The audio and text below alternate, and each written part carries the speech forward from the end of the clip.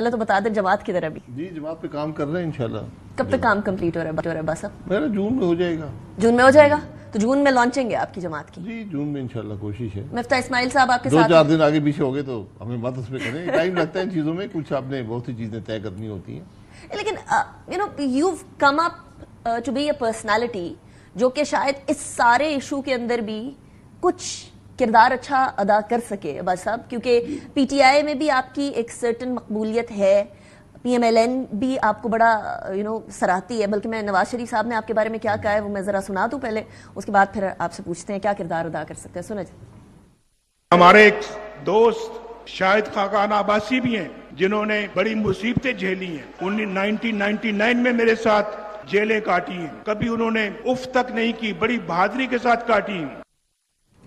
अब ये तारीफ आपने सुन ली है आपके साबिक कायद की तरफ से, और पीटीआई के कायद साबिक वो अलग बात है, लेकिन 35 साल से ताल्लुक है, एक दोस्ती है, मैं उनका एहतराम करता हूँ।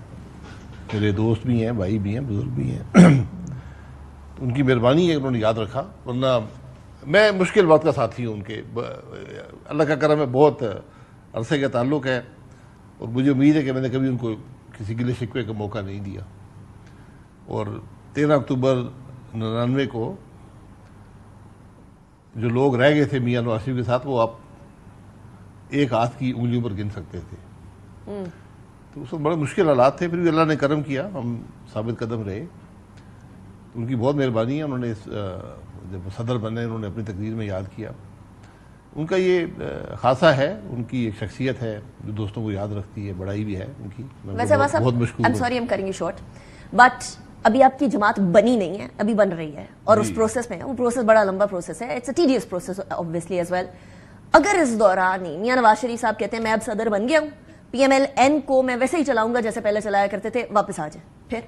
नहीं, मुझे कोई जाती यहाँ शिकवा गिला, कोई मेरी नाराजगी नहीं है पीएमएलएन से, लेकिन मैं उस सियासत का नहीं चल सकता जिसका इंतखाब पीएमएलएन ने किया है, जो हर कीमत पर इक़्तिदार की सियासत है।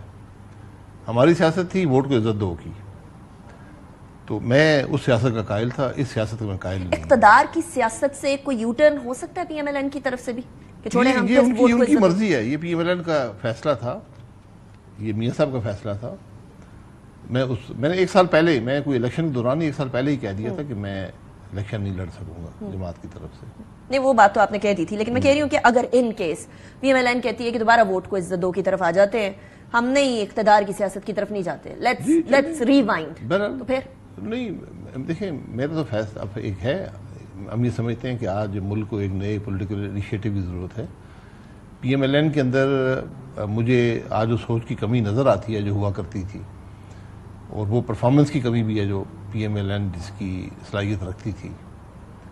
तो पीएमएलएन के लिए बहुत सी मुश्किलात हैं। मियां साहब वापस उन्होंने इंतज़ाम संभाला है जमात का, अब उनको लीडरशिप देनी पड़ेगी और उनको बहुत से मुश्किल फैसले करने पड़ेंगे। सो इन अदर वर्ड्स अब्बास साहब, सियासी राहें अब जुदा हैं, पर्सनल रिलेशनशिप अपनी जगह पे, इज दैट राइट? बिल्कुल, ज़ाती ताल्लुक है, वो मुझे बहुत मोहतरम है वो ताल्लुक, और एक पूरी ज़िंदगी का ताल्लुक है, मामूली बात नहीं है। और ये बदकिस्मती है कि सियासत में कि सियासत और ज़ाती ताल्लुकात मुंसलिक हो जाते हैं आपस में।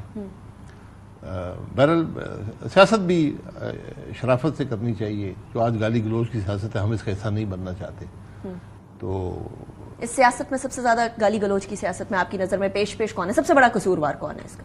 देखिए, ये इसका जो देखिए तलखी हमेशा रही है, जो जब 80 के अशरे में, 90 के अशरे में मियां साहब थे, पीएमएलएन थी, पीपल्स पार्टी, बेनजीर साहिबा थी, तो काफ़ी बहुत तलखी रही है, जेलों में डाला एक दूसरे को, सब कुछ वो कुछ हुआ। बहरहाल कुछ उसके बाद समझ आई कि नहीं, ऐसे नहीं होना चाहिए, तो कुछ मुफाहमत की सियासत वाली बात आई। हालांकि 2008 में आपने देखा कि पंजाब हुकूमत पर तोड़ दी गई गैर कानूनी तौर पर। उसके बाद बहरहाल कुछ मुफाहमत की सियासत 2013 से 18 तक मामला ठीक चला। उसके बाद जो सियासत को खान साहब ने अपनाया, इमरान खान साहब ने, कि असम्बली के अंदर ये पहली दफ़ा थी कि असम्बली में अपोजिशन को हुकूमत ने गालियाँ निकाली, और सिर्फ एक दिन ही निकाली, 3 साल 8 महीने निकाली। अपोजिशन को बात करने की मौका नहीं दिया गया, स्पीकर साहब बात नहीं करने देते थे, अपोजिशन को चलने नहीं देते थे, जेलों में डाला गया, पूरी अपोजिशन की लीडरशिप जेलों में गई एक एक दो दफ़ा जेल में गई। अपोजिशन के जो लीडर थे, अपोजिशन लीडर, उनको स्पीकर साहब बात करने की इजाज़त नहीं देते थे। अपोजिशन लीडर तकरीर कर रहा है, हुकूमत के वज़रा बेंचों पर खड़े होकर किताबें मार रहे हैं। पूरी दुनिया ने देखा, पूरे मुल्क ने देखा कि सिक्योरिटी जो अफसरान थे उनके हिसार में अपोजिशन लीडर तकरीर कर रहा है और हुकूमत के आम मेंबर नहीं, वज़रा मार रहे हैं। तो एक कल्चर खराब। तो आप कह रहे हैं पीटीआई के ज़माने से कल्चर स्टार्ट हुआ, लेकिन अब्बास साहब